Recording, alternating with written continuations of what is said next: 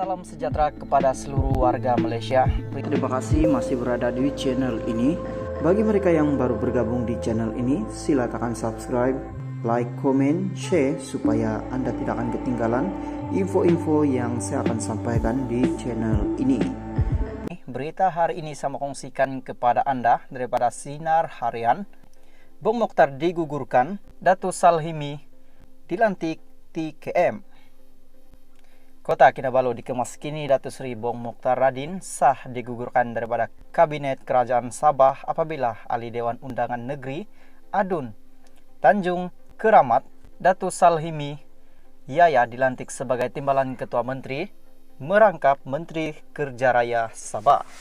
Bung Mokhtar sebelum ini memegang portofolio Timbalan Ketua Menteri Sabah dan Menteri Kerja Raya telah digugurkan dalam rombongan kabinet yang baru. Datuk Seri Ajiji Nur kekal sebagai Ketua Menteri Sabah, namun portofolio beliau sebagai Menteri Kewangan kini dipegang oleh Datuk Seri Masidi yang sebelum ini memegang jawatan sebagai Menteri Kerajaan, Tempatan dan Perumahan. Menteri yang diterajui Masidi itu pula kini dipegang oleh Datuk Seri Dr. Gun Salam yang juga Timbalan Ketua Menteri 2, manakala Timbalan Ketua Menteri 1 merangkap Menteri Pertanian dan Perikanan kekal dipegang oleh Datuk Seri Dr. Jeffrey Ketingan.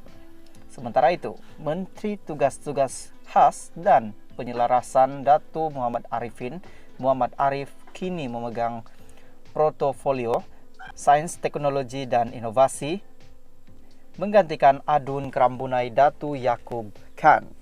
Adun Sugut Datu James dilantik sebagai Menteri Pembangunan Masyarakat dan Kesejahteraan Rakyat dan Adun Api-Api dari Pakatan Harapan PH Datu Kristina Liu Menteri Pelancongan, Kebudayaan dan Alam Sekitar bagi menggantikan Adun Sukau Datu Jeffrey Arifin. Kristina ketika Kerajaan Warisan Plus pimpinan Datuk Seri Muhammad Safi Abdal sebelum ini pernah memegang jawatan berkenaan. Seorang lagi Adun PH yang membarisi kabinet baharu yaitu Adun Luyang Pohon Ji Yi dilantik sebagai Menteri Pembangunan Perindustrian yang dipegang Jo sebelum ini. Menteri Pembangunan Luar Bandar dan Menteri Belia dan Sukan kekal dipegang oleh Datuk Jahid Hahim dan Datuk Irlon.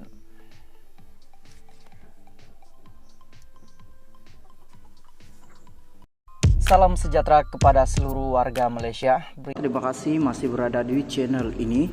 Bagi mereka yang baru bergabung di channel ini, silakan subscribe, like, komen, share supaya Anda tidak akan ketinggalan info-info yang saya akan sampaikan di channel ini. Berita hari ini saya mengkongsikan kepada Anda daripada Sinar Harian. Warisan tidak hadir sidang khas Adun Sabah.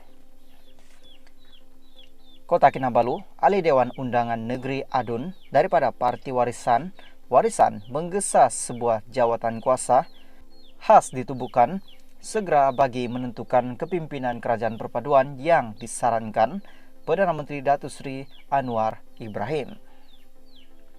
Presiden Warisan Datuk Seri Muhammad Safi Abdal berkata semua Adun Warisan menyokong penuh sasaran Anwar untuk membentuk Kerajaan Perpaduan di Sabah.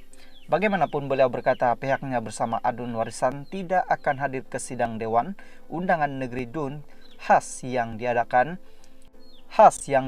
pada Selasa, namun menyokong penuh 2 rang undang-undang RUU yang akan dibentang dalam mesyuarat itu nanti.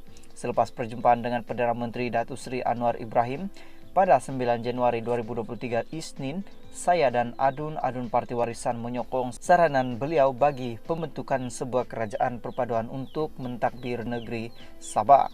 Saya bersama Adun Parti Warisan juga menyokong penuh RUU Suruhanjaya Tenaga Sabah 2023 dan RUU Bekalan Gas 2023 yang akan dibentang dalam mesyuarat khas panggal ketiga DUN yang ke-16 pada 10 Januari 2023 selaras dengan perjuangan Parti Warisan untuk melaksanakan Perjanjian Malaysia 1963 ME63 dengan sepenuhnya, katanya dalam kenyataan pada Selasa. Beliau yakin bahwa RUU itu akan mendapat kelulusan kerana hanya memerlukan majoriti mudah daripada ADUN dalam sidang Dewan Khas itu nanti.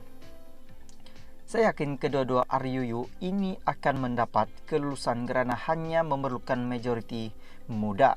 Namun ketidakhadiran kami pada sidang DUN hari ini adalah atas sebab perlunya untuk penubuhan secepat mungkin sebuah jawatan kuasa khas bagi menentukan kepimpinan Kerajaan Perpaduan Sabah seperti yang dibincangkan dalam pertemuan dengan Perdana Menteri, katanya. Sebelum itu, Menteri Keuangan Sabah Datuk Seri Masidi ketika ditemui pemberita pada Isnin memaklumkan perbincangan sidang DUN khas diadakan bagi membentang dua RUU yang akan diluluskan dalam sidang itu nanti. Masidi yang juga Menteri Kerajaan Tempatan dan Perumahan Sabah memaklumkan Presiden DUN khas itu bermula pada jam 10 pagi Selasa. Salam sejahtera. Terima kasih masih berada di channel ini. Bagi mereka yang baru bergabung di channel ini, sila tekan subscribe, like, komen, share supaya Anda tidak akan ketinggalan info-info yang saya akan sampaikan di channel ini.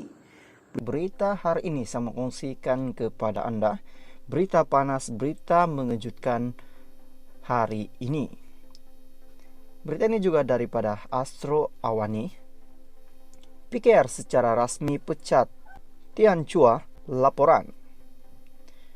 Kuala Lumpur, bekas naib Presiden Parti Keadilan Rakyat PKR Tian Chua secara rasmi dipecat ekoran tindakan bertanding secara calon bebas di kerusi Parlimen Batu pada pilihan raya umum ke-15 PRU 15 yang lalu. Kemas Kini melaporkan pengurusi lembaga disiplin PKR Tan memberitahu keputusan terhadap Tian Chua dibuat ketika mesyuarat Majlis Pimpinan Pusat MPP Parti pada Sabtu malam.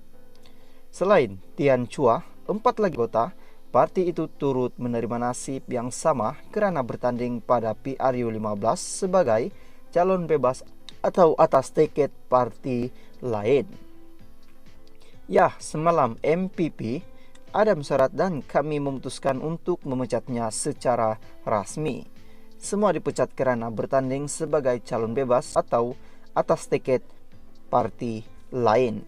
Mereka yang akan dipecat kerana tindakan tata tertib lain akan diumumkan kemudian. Katanya seperti dilaporkan Malaysia Kini. 4 lagi anggota